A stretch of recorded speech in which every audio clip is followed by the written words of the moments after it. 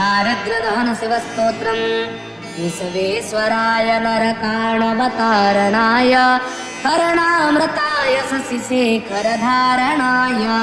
कर्पूरकान्तिधवलाय जटाधराय दारिद्र्यदुःखदयनाय नमः शिवाय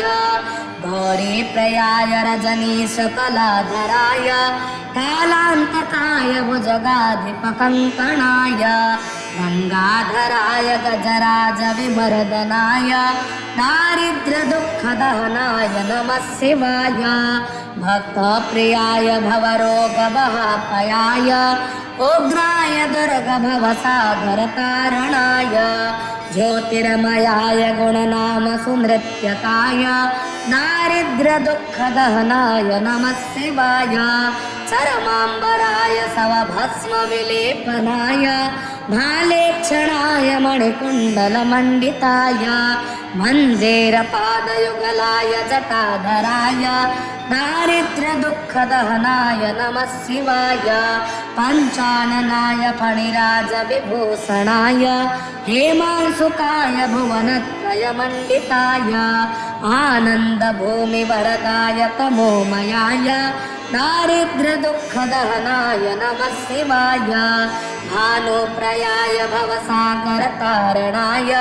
कालान्तकाय कमलासनपूजिताय नेत्रत्रयाय शुभलक्षणलक्षिताय दारिद्र्यदुःखदहनाय नमः शिवाय रामप्रियाय रघुनाथवरप्रदाय नागप्रियाय नरकाणवतारणाय पुण्येषु पुण्यभरिताय सुरार्चिताय दारिद्र्यदुःखदहनाय नमः शिवाय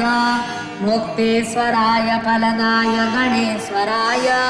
गीताप्रियाय वृषभेश्वरवाहनाय मातङ्गचर्मवशनाय महेश्वराय दारिद्र्यदुःखदहनाय नमः शिवाय वसिष्ठेन कृतं स्तोत्रं सर्वरोगनिवारणं सर्वसम्पत्करं शीघ्रं